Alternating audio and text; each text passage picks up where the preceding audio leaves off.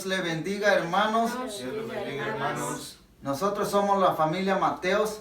Espero que se encuentre bien y este día queremos hacer una pequeña oración. Empieza mi esposa. Amado Dios, te damos gracias, Señor, en esta mañana, Señor. Gracias, Padre, por un día más de vida. Gracias, Señor, por cuidarnos, por protegernos, Señor. Padre, te pedimos, Padre, que perdone nuestra falta. No somos perfectos, Señor. Te damos nuestra vida en tus manos. Límpianos, Señor, con tu sangre que tú derramaste en la cruz del Calvario, Padre. En esta mañana, Señor, te pedimos que cuide nuestra familia, nuestros hijos, Señor, cada uno de ellos, que los cuide, los protege, Padre. Y también, Señor, pido que cuide a nuestros hermanos de la iglesia, Señor, Casa de Restauración, a cada uno de los niños, los jóvenes, Padre, cuídalo, protégelo, donde ellos estén, Señor. También pido por nuestro pastor Jaime, la hermana Shirley y sus hijas, Señor, que tú los cuides y los protege también, Padre. Te pedimos, Señor, todo esto en el precioso nombre de tu Hijo amado, Señor Jesucristo. Amén. Amén.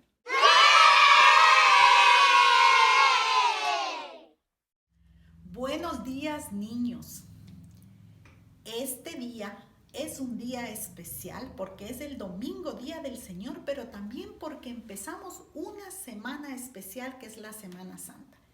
En la Semana Santa nosotros recordamos los acontecimientos de la vida de Jesús y cómo Él vino a cumplir el propósito por el cual vino a la tierra. En esta semana recordamos su triunfo en la cruz sobre el pecado. Y el próximo domingo estaremos regocijándonos y alegrándonos, recordando cómo Él venció a la muerte y resucitó.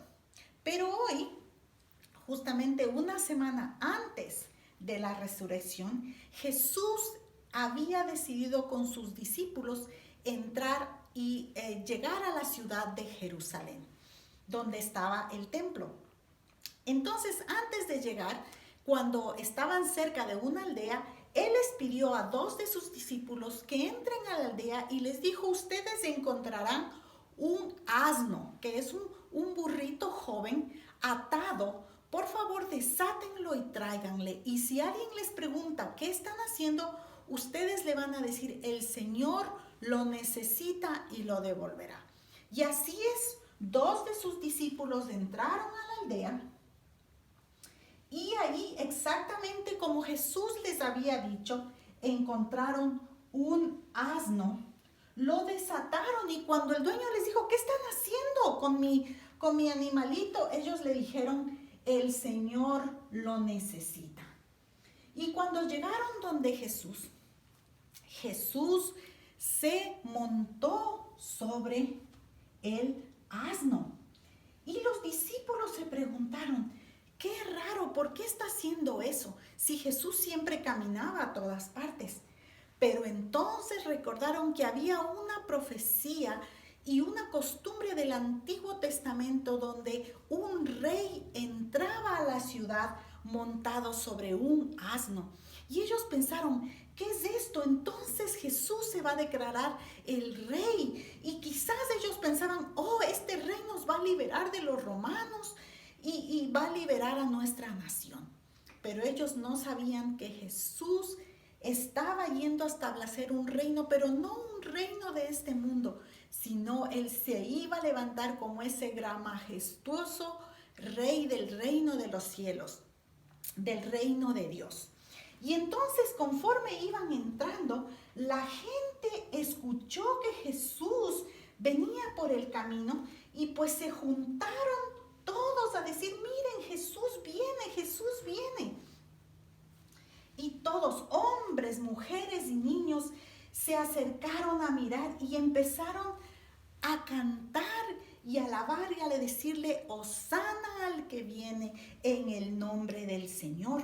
Y no solo eso, sino que la gente empezó a cortar ramas y a alabar al Señor con estas ramas de árboles, de palmeras, para alabarlo y para adorarlo, porque reconocían que Él no era cualquiera, Él era el rey que estaba pasando. Y dice que ponían pues ramas de hojas en el camino también, y no solo eso, sino que se quitaban sus mantos y los ponían en el suelo para que Jesús caminara sobre ellos.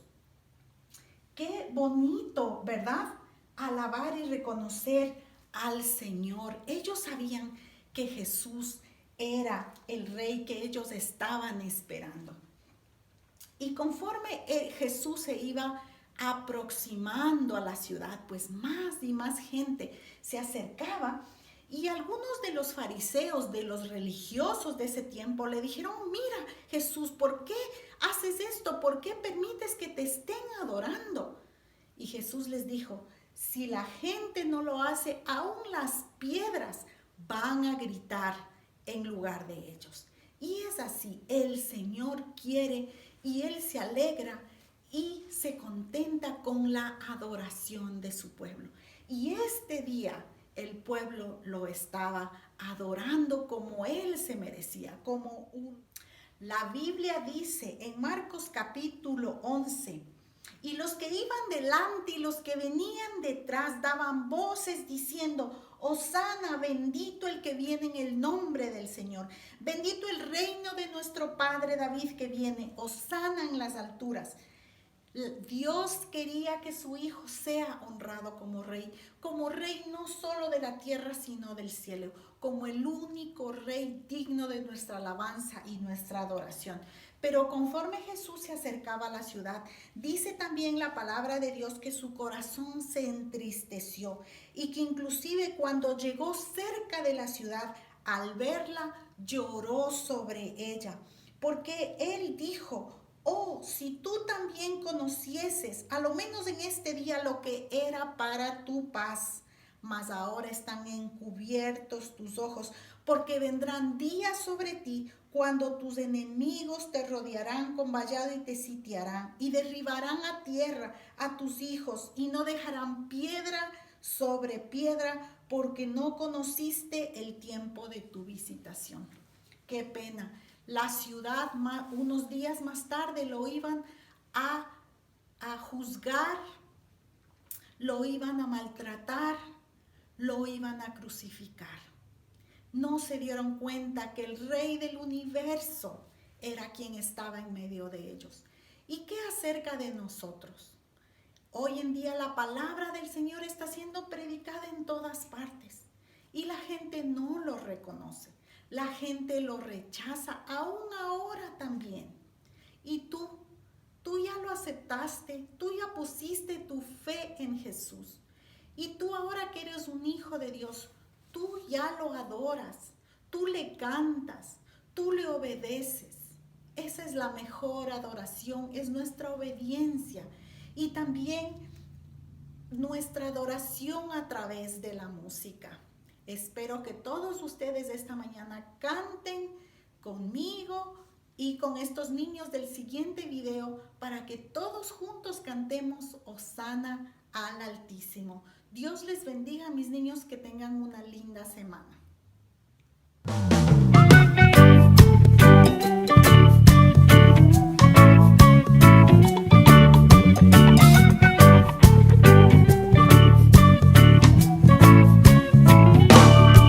Rey de majestad, ven y llena este lugar con tu luz, glorioso Salvador. Te doy todo mi amor, me rindo a ti, solo a ti. Cristo es Rey por toda la eternidad.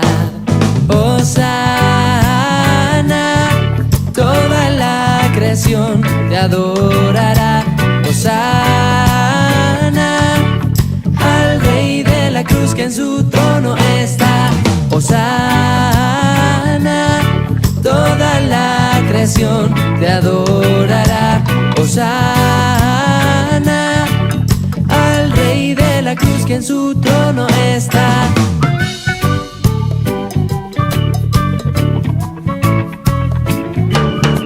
Rey de majestad, ven y llena este lugar con tu luz, glorioso Salvador. Te doy todo mi amor, me rindo a ti, solo a ti. Cristo es Rey por toda la eternidad. Hosana, toda la creación te adorará. Hosana al Rey de la cruz que en su trono está. Hosana, toda la creación te adorará. Hosana al Rey de la cruz que en su trono está.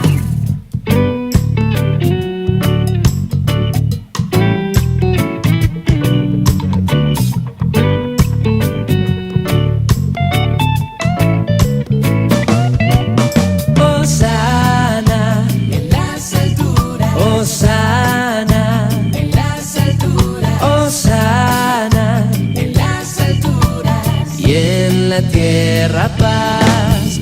Hosana en las alturas. Hosana en las alturas. Hosana en las alturas. Y en la tierra paz. Hola hermanos, los saludamos con mucho gusto. Queremos que sepan que estamos orando por ustedes, que los mantenemos siempre en oración y los recordamos mucho. Queremos darles unas palabras de ánimo durante este tiempo y que puedan estar confiando en el Señor.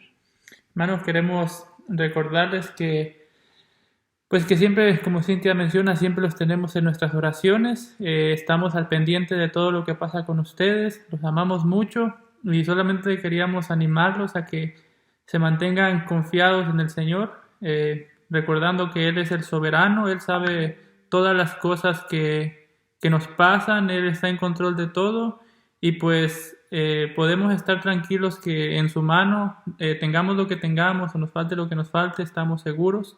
Este es el tiempo en el que nosotros como iglesia debemos estar más confiados en el Señor, mostrándole al mundo que cuando el mundo se cae, nuestra fe sigue firme porque tenemos una fe viva, somos esclavos de Cristo y no del miedo, y eso nos debe de llevar a confiar en que pase lo que pase, Él está con nosotros y eso es suficiente. Él prometió que nunca nos dejaría y podemos estar tranquilos que esa promesa Él la cumplirá.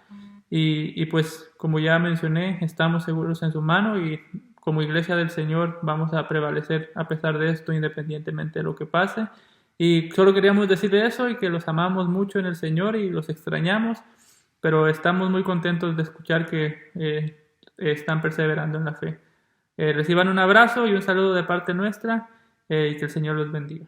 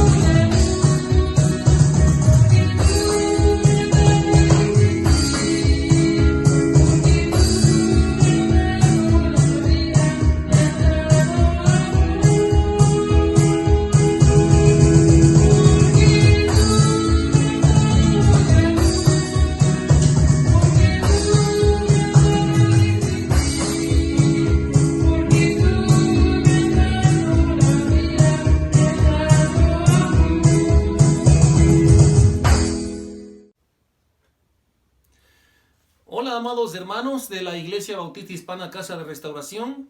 Continuamos con nuestra serie de la Epístola a los Colosenses y les invito ahí en sus casitas, abran sus Biblias con toda la familia, juntos reunidos en este momento. Vamos a honrar, vamos a adorar, vamos a dar culto de alabanza, adoración al Señor. En sus Biblias, por favor, Colosenses capítulo 4, y hoy nos corresponde leer los versículos del 2 al 4. Amén. Colosenses capítulo 4, 2 al 4. Dice la palabra del Señor así: perseverad en la oración, velando en ella con acción de gracias, orando también al mismo tiempo por nosotros, para que el Señor nos abra puerta para la palabra, a fin de dar a conocer el misterio de Cristo, por el cual también estoy preso, para que lo manifieste como debo hablar. Acompáñenme en oración, por favor. Vamos a orar. Amantísimo Señor, una vez más, gracias por tu preciosa palabra. Gracias por esta jornada en la que hemos estudiado la epístola a los Colosenses y por las preciosas y profundas enseñanzas que has traído a nuestras vidas. Bendice las familias reunidas en sus casas y bendice este tiempo de estudio en el nombre de Jesús. Amén y amén. Mis amados hermanos, esta serie la empezamos en el mes de julio del año pasado, 2019. Ya vamos aproximadamente 10 meses estudiando la epístola a los Colosenses y ha sido una gran bendición para toda nuestra iglesia. Aquí en los últimos capítulos, el capítulo 3 y el capítulo 4, vemos algunos deberes sociales en la vida cristiana.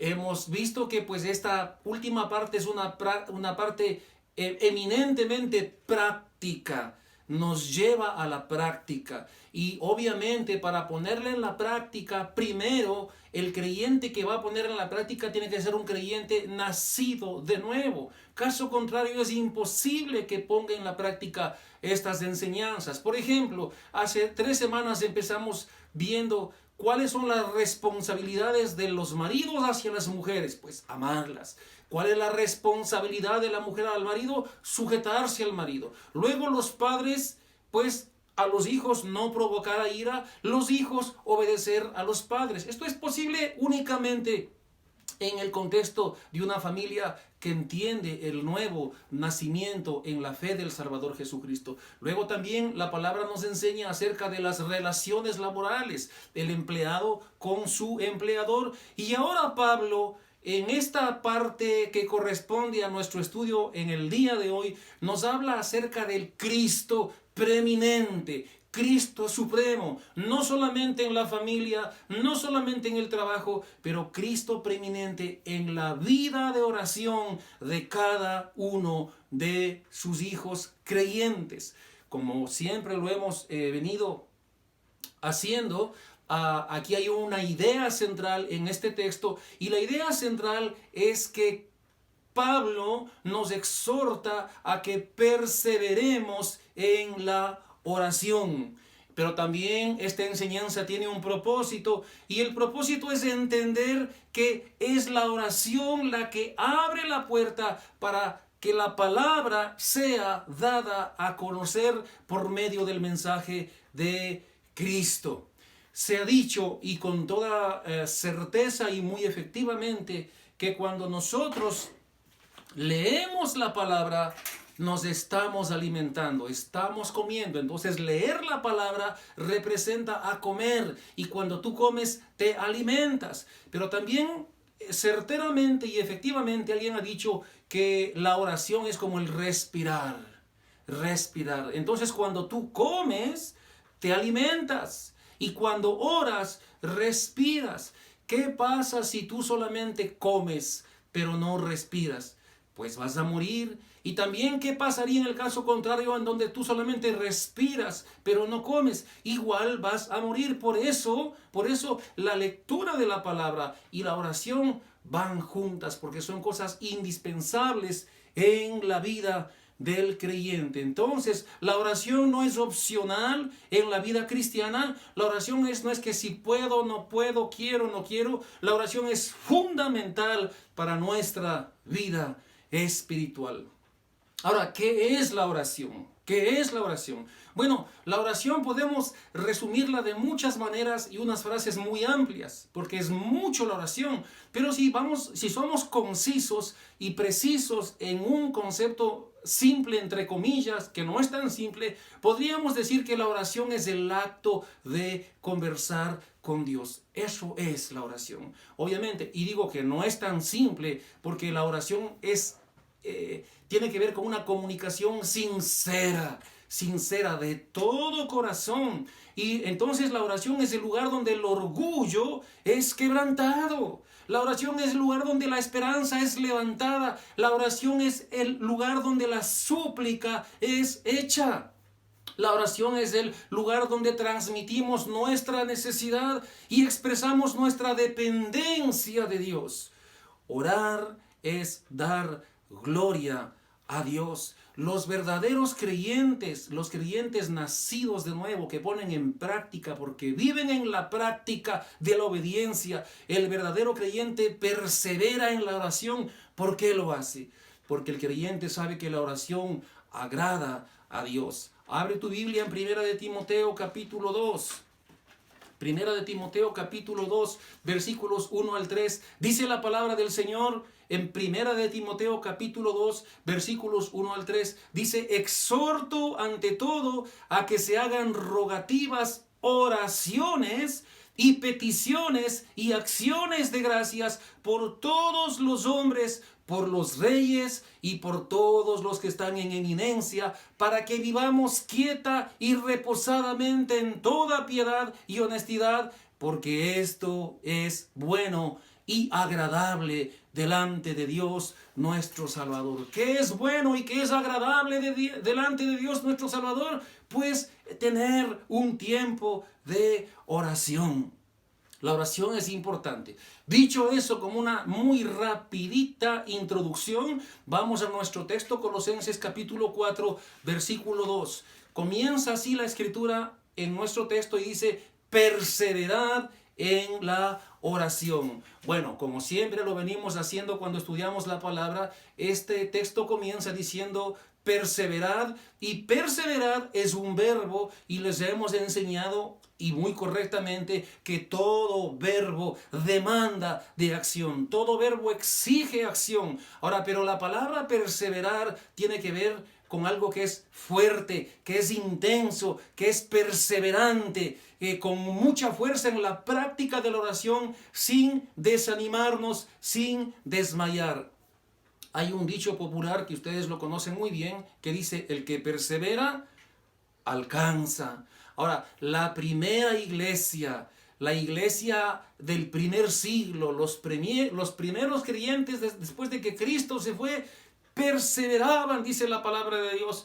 Te lo menciono, Hechos capítulo 1, versículo 4, dice la escritura: todos estos perseveraban unánimes en oración y ruego. La iglesia perseveraba. Pero también en Hechos 2:42 dice: y perseveraban en la doctrina de los apóstoles, en la comunión unos con otros, en el partimiento del pan y en las oraciones. Los discípulos del Señor, la iglesia primitiva, perseveraba en la oración. Las personas no solamente se reunían para escuchar lo que el pastor decía, sino que ellos estaban activos, inmiscuidos, tomaron en serio la palabra y perseveraban en oración. Romanos capítulo 12, versículo 12 dice: gozosos en la esperanza, sufridos en la tribulación, constantes en la oración, perseverantes en la oración. Amada iglesia, actualmente nosotros fallamos. Y yo pido perdón. No somos perseverantes en la oración. Y nosotros como iglesia hemos fallado en esta perseverancia. Y tenemos que pedir perdón a Dios. Bueno, si hacemos un resumen rápido, muy rápido, en la Escritura, nosotros vemos que tanto el Antiguo Testamento como el Nuevo Testamento está lleno de personas que oraron, que suplicaron, que perseveraron en la oración. Abraham, el padre de la fe, fue uno de los patriarcas que tenía una vida intensa de oración. Jacob, ¿recuerdan ustedes cuando peleó contra el ángel de Jehová? Luchó contra el ángel de Jehová y que le dijo: no te voy a dejar, no te voy a soltar hasta que me bendigas. Perseveró en la oración. Moisés perseveró en la oración. ¿Ustedes recuerdan de Ana? Ana, una mujer sierva, fiel al Señor, casada con un hombre, pero esta mujer no podía tener hijos. Dice que iba al templo y suplicaba, oraba, porque el deseo de su corazón era que Dios le diera un hijo. El sacerdote, viéndola orar, dice que ella movía los labios y él pensaba que estaba borracha.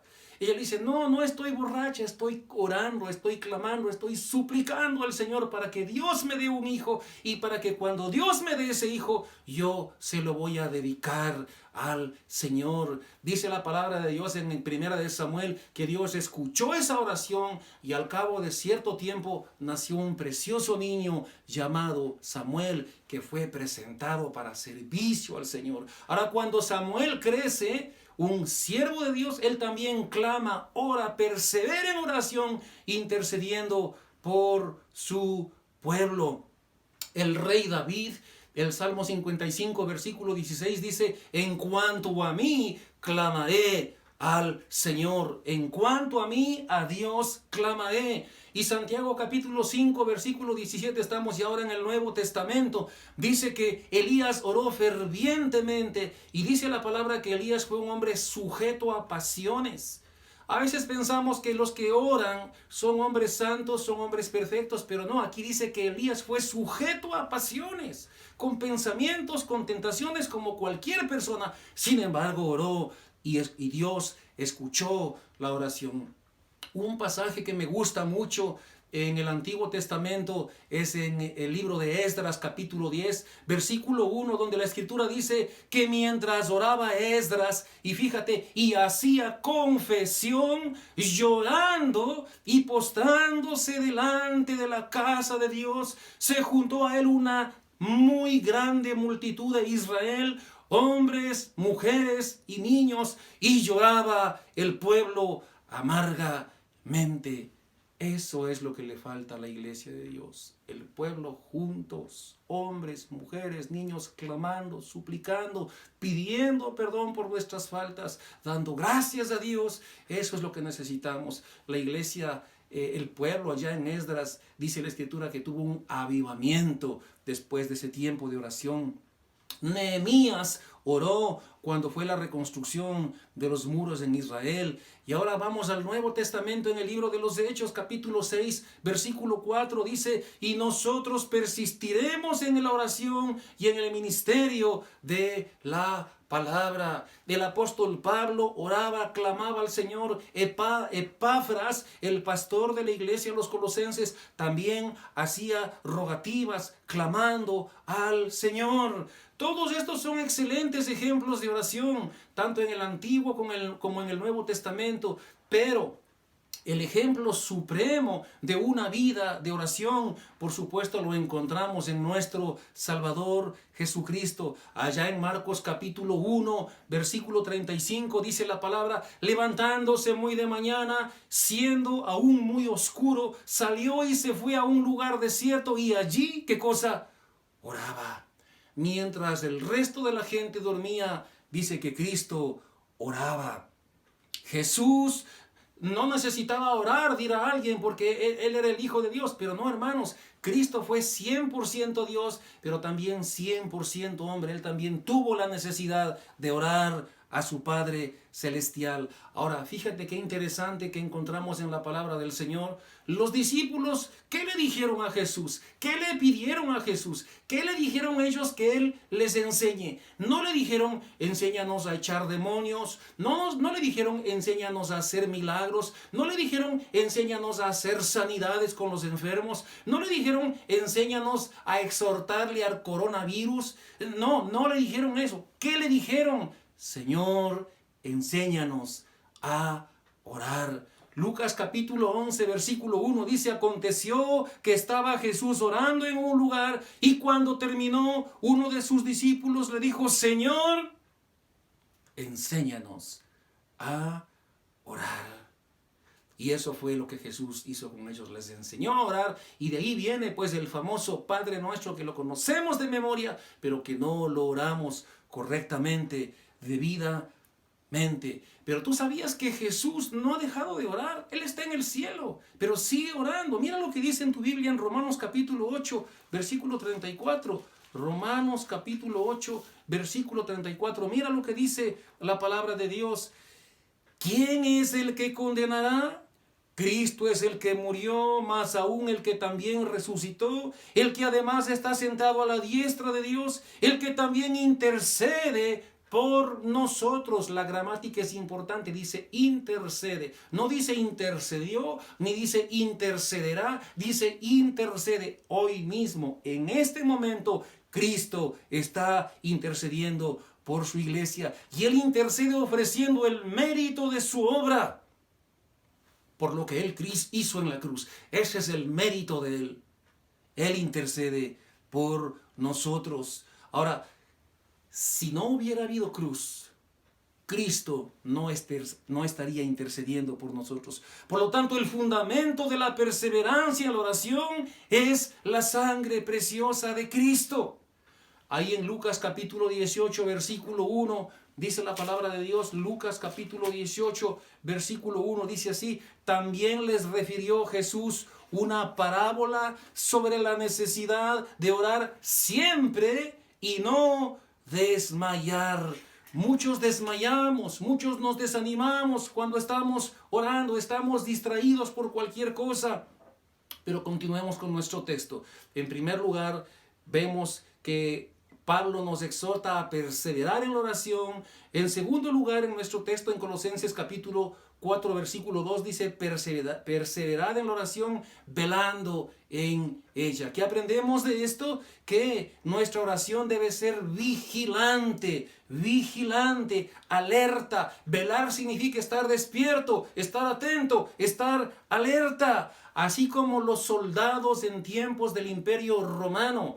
El soldado romano le mandaban a hacer guardia de centinela para cuidar el límite de la ciudad, para no permitir que los enemigos ingresen y ataquen el campamento. Aquel soldado romano que lo encontraban durmiendo mientras hacía guardia, estaba condenado a pena de muerte. Eso lo dice la historia, y eso así es efectivamente. Ahora, el soldado de Cristo, ¿qué tiene que hacer el soldado de Cristo? También Cristo le manda a velar. Ya hemos dicho: velad y orad, velad y orad. Vamos, abre tu Biblia conmigo, por favor, en Apocalipsis capítulo 3, versículo 1. Apocalipsis capítulo 3, versículo 1. ¿Ya lo tiene conmigo? Dice así la palabra del Señor en Apocalipsis capítulo 3, versículo 1. Escribe al ángel de la iglesia en Sardis, el que tiene los 7 espíritus de Dios y las 7 estrellas, dice esto: yo conozco tus obras, que tienes nombre de que vives y estás muerto. Fíjate el versículo 2. Sé vigilante y afirma las otras cosas que están para morir, porque no he hallado tus obras perfectas delante de Dios. Acuérdate pues de lo que has recibido y oído, y guárdalo y arrepiéntete, pues si no velas, vendré sobre ti como ladrón, y no sabrás a qué hora vendré sobre ti. Cristo manda a su iglesia a velar, a orar. En el versículo 2 dice: sé vigilante, despierta, alerta. Y en el versículo 3 dice: si no velas. Aquí está hablando de la segunda venida de Cristo. Que Cristo no nos encuentre durmiendo cuando venga por segunda vez. Y en Apocalipsis capítulo 22, versículo 20, Apocalipsis 22, mueve tus páginas un poquito más adelante. Apocalipsis 22, 20, dice así la palabra del Señor. Aquí son palabras de Cristo, el que da testimonio de estas cosas. Dice: ciertamente vengo en breve. Ciertamente vengo en breve. Amén. Sí, ven, Señor Jesús. Es importante que oremos por nuestra propia condición espiritual. Tenemos que velar por nuestra propia condición espiritual. Abre tu Biblia en Marcos, por favor. Marcos capítulo 14. Marcos capítulo 14, versículo 34. Vamos, Marcos capítulo 14, versículo 34. Fíjate lo que dice la palabra de Dios, aquí hablando Jesús. Y les dijo: mi alma está muy triste hasta la muerte. Quedaos aquí y velad. Esto lo hizo en el huerto de Getsemaní, y ahí estaba, por supuesto, el apóstol Pedro. Quedaos aquí y velad. Les pide que velen. Vamos ahí mismo en Marcos capítulo 14, versículo 35 y 36. Mira lo que dice: yéndose un poco adelante, se postró en tierra y oró, que si fuese posible pasase de él aquella hora, y decía: Abba, Padre, todas las cosas son posibles para ti, aparta de mí esta copa, mas no lo que yo quiero, sino lo que tú. Cristo, dice la palabra de Dios, que tuvo que beber la copa de la ira de Dios. Pero fíjate el versículo 37, ¿qué es lo que dice? Vino luego y los halló. ¿Los halló qué cosa? Durmiendo. Los halló durmiendo, y dijo a Pedro: Simón, ¿duermes? ¿No has podido velar una hora? Y nuevamente les dice: velad y orad para que no entréis en tentación. El espíritu a la verdad está dispuesto, mas la carne es débil. Eso es lo que Cristo les dice a sus discípulos. Ahora fíjate el versículo 39, dice: otra vez fue y oró diciendo las mismas palabras, y al volver otra vez los halló nuevamente, por segunda vez, durmiendo. Los encontró durmiendo, porque los ojos de ellos estaban cargados de sueño y no sabían qué responderle. Bueno, y en el versículo 41 vuelve una tercera vez y le dice: duerman, dormid ya, descansen, basta, la hora ha venido. He aquí el Hijo del Hombre es entregado en manos de los pecadores. Levantaos, vamos de aquí, se acerca el que me entrega. ¿Cuál es el contexto de lo que estamos viendo? Fíjese que unas horas más tarde, Pedro le iba a negar 3 veces al Señor. ¿Y qué le dijo unas horas antes el Señor a Pedro? Velad y orad para que no entréis en tentación. El momento cuando el Señor estaba siendo entregado, Pablo fue tentado a negarle, y como no perseveró, como no veló, cayó en tentación y le negó al Señor 3 veces. Pedro no estaba velando. Hay una íntima relación entre velar y orar. Alguien ha dicho, no lo sé, que si Pedro hubiera velado, que si Pedro hubiera orado con diligencia, no le habría fallado. Bueno, es una enseñanza para nosotros, para ser diligentes en la oración. Ahora fíjate que el mismo apóstol Pedro, escribiendo a judíos, ahí en su epístola en Primera de Pedro capítulo 5, versículo 8, Primera de Pedro capítulo 5, versículo 8, ¿qué es lo que Pedro enseña al pueblo judío? Dice así en Primera de Pedro 5, 8, sed sobrios y velad, porque vuestro adversario el diablo, como león rugiente, anda alrededor buscando a quien devorar. ¿Por qué dijo esto Pedro? Porque él se acordó que él mismo sufrió una tentación, porque después de que el Señor le advirtió que ore y que vele, él no lo hizo. Ahora él advierte a los judíos: velad y orad. Hablo por mi experiencia, les dice. Yo no velé, yo no oré, fui tentado y negué al Señor. Ustedes velen y oren, porque su adversario, el diablo, anda como león rugiente buscando a quien devorar.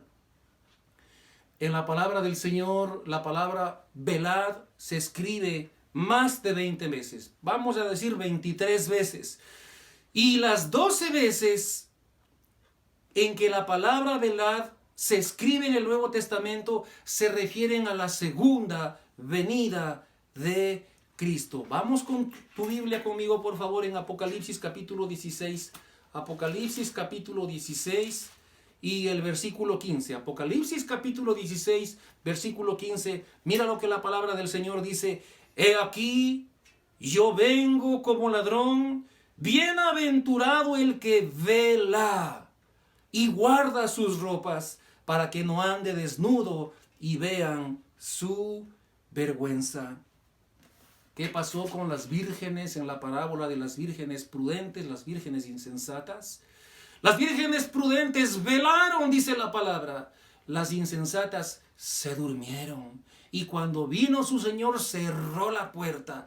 Las prudentes fueron a la presencia de su Señor y las insensatas quedaron afuera, y era demasiado tarde para que entren. Dios nos manda a velar. ¿Por qué? Porque no sabemos cuándo el esposo viene. No sabemos cuándo Cristo viene. Tenemos que estar atentos y velar. Volvamos a nuestro texto en Colosenses capítulo 4, versículo 2.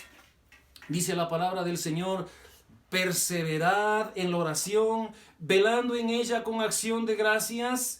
Ahora, entonces, aquí tenemos una tercera enseñanza. Tenemos que velar en ella. ¿De qué manera? Con acción de gracias. Acción de gracias. ¿Y qué es la acción de gracias? La acción de gracias es un corazón agradecido con Dios por todos los favores que recibe de Dios. Un agradecimiento genuino, sincero, de todo corazón, reconociendo las bendiciones que recibe de Dios. Acción de gracias. ¿Por qué tenemos que darle gracias? Tienes que darle gracias por la salvación que tienes en Cristo. Salvación que tú no la mereces y que sin embargo Dios te ha dado. Tienes que agradecerle por la provisión, por el alimento, por el sustento. Tienes que alabarlo también por las cosas malas que ocurren. Tenemos que entender la soberanía de Dios. Y la soberanía de Dios es perfecta, no se equivoca. Él hace bien todas las cosas. A Él no se le escapa nada de sus manos. Aquel que no entiende la soberanía de Dios va a estar viviendo en espanto. Aquel que no entiende la soberanía de Dios vive una vida de terror. Hoy mismo el mundo está en zozobra. ¿Qué está pasando con el coronavirus? Pero los hijos de Dios entendemos que es soberanía de Dios y tenemos que estar tranquilos, confiando en esa soberanía. Uno de los grandes hombres del Señor del siglo pasado, llamado Martin Lloyd-Jones, a quien yo cito mucho cuando predico, él dijo: aquel que lee la Biblia no debe asombrarse de lo que pasa. Si tú lees la Biblia, pues tú sabes lo que está pasando el día de hoy. Entonces, ¿por qué te asombras? Nuestro texto dice: velando en ella con acción de gracias, no solamente en tiempos de prosperidad. Gracias, Señor, porque tengo trabajo. Gracias porque tengo comida, porque tengo sustento. No solamente en tiempo de prosperidad, pero también en tiempo de necesidad y en tiempo de calamidad. Hoy el mundo está sufriendo un virus. En todo el mundo. Pues aún a pesar de eso, tenemos que decir: gracias, Señor, por el coronavirus. Tú sigues siendo Dios. Y esperamos que el coronavirus despierte a su iglesia, que ha estado dormida por mucho tiempo, a que la iglesia de verdad comience a velar y orar como es debido. Ahora, Pablo, quien nos instruye en esta carta, dice la palabra que estaba preso cuando él escribió Colosenses. Él no estaba en Grecia tomando sol en las islas y en las arenas de Grecia. No, él estaba preso. Y desde la cárcel, allá en Colosenses capítulo 1, versículo 3, él dice, siempre orando por vosotros, damos gracias a Dios. Preso, y está orando por los colosenses. Y esto nos lleva a nuestro cuarto y último punto en nuestro texto, Colosenses capítulo 4, versículo 3. Nuestra oración debe hacerse con propósito, y el propósito de la oración a la luz de este texto es que el evangelio sea predicado. Pero ¿qué dice nuestro texto? Colosenses capítulo 4, versículo 3. Orando también al mismo tiempo por nosotros, para que el Señor nos abra puerta para la palabra, a fin de dar a conocer el misterio de Cristo, por el cual también estoy preso, para que lo manifieste como debo hablar. Pablo aquí pide que oren por él. ¿Pero para qué? Para que el Señor le capacite y abra puerta para predicar, para dar a conocer el misterio de Cristo, dice la palabra de Dios, para dar a conocer el plan de salvación. Escucha, iglesia, y en esto nosotros hemos fallado. Nosotros no estamos orando para que el evangelio sea predicado. No estamos orando. No estamos orando para que Dios abra puerta, a fin de que cuando anunciamos el evangelio podamos dar a conocer el misterio de Cristo. Y es allí donde tenemos que pedirle perdón a Dios. Romanos capítulo 10, versículo 1 dice, aquí hablando el apóstol Pablo a los romanos, hermanos, ciertamente el anhelo de mi corazón y mi oración a Dios por Israel es para salvación. Alguien ha dicho, pero no necesitamos orar por los incrédulos porque el que va a ser salvo, va a ser salvo. Pero no es así, no es así. Tenemos que orar por los incrédulos. Pablo oró por la salvación de Israel. Nosotros tenemos que orar por la salvación de nuestra ciudad, de tus vecinos, de tus parientes, de tus amigos. Hay que orar por la salvación de ellos. La fe viene por el oír y el oír por la palabra. Pero esa palabra va a estar lista cuando su pueblo ore, cuando su pueblo suplique para que Dios toque y quebrante esos corazones y esa palabra pueda llegar en el poder del Espíritu Santo.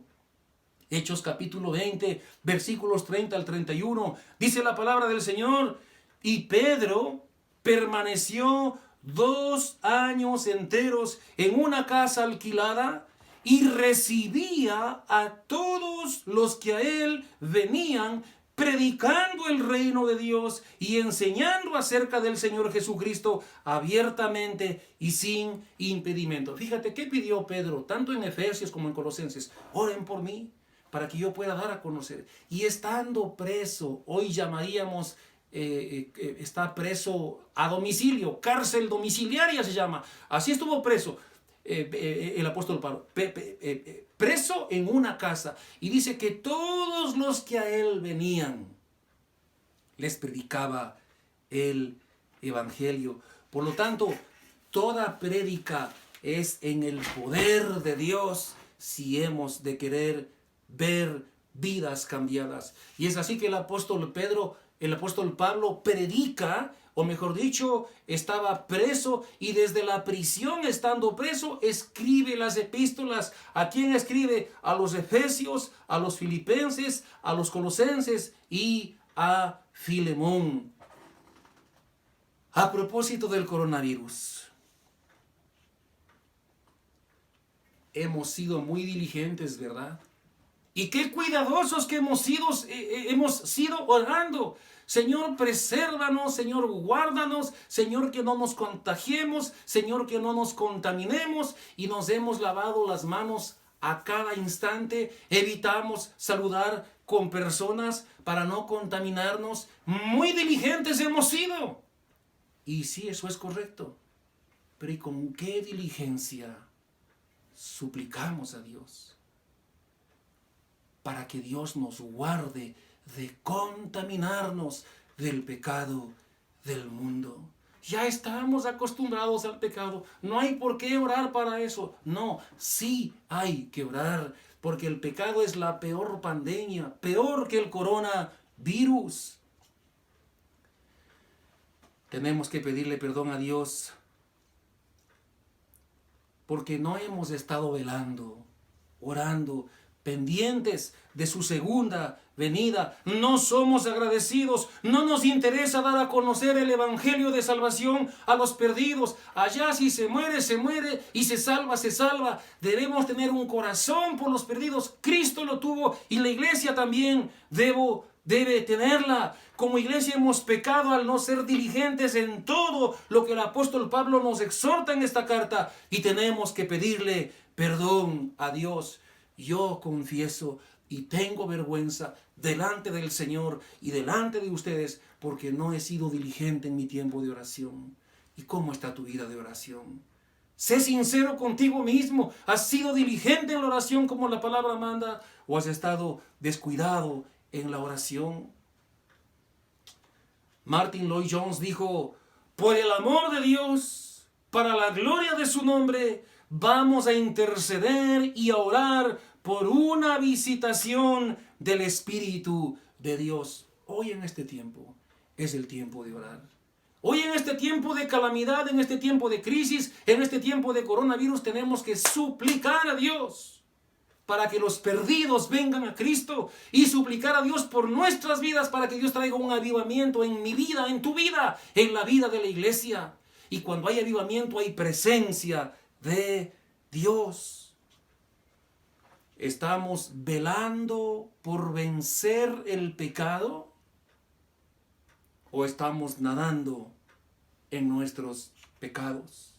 Colosenses capítulo 4, versículo 2 y 4. Perseverad en la oración, velando en ella con acción de gracias, orando también al mismo tiempo por nosotros, para que el Señor nos abra puerta para la palabra, a fin de dar a conocer el misterio de Cristo, por el cual también estoy preso, para que lo manifieste cuando debo hablar.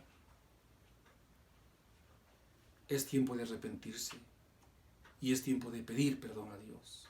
Vamos a cerrar este programa, vamos a cerrar esta página, pero permanece. Te pido que permanezcas en tu casa ahora mismo, teniendo un tiempo de oración, tú con tu familia, papá, mamá con los niños, o en la circunstancia que te encuentres, no importa. Vamos a orar y vamos a pedir perdón a Dios porque hemos fallado, hemos descuidado nuestra vida de oración como Dios demanda de nosotros, una vida sincera de oración. Le hemos fallado a Dios, pasamos el tiempo en muchas cosas, desperdiciamos y malgastamos el tiempo en muchas cosas. Ya le dijo el Señor a Pedro: ¿no habéis podido velar conmigo por lo menos una hora?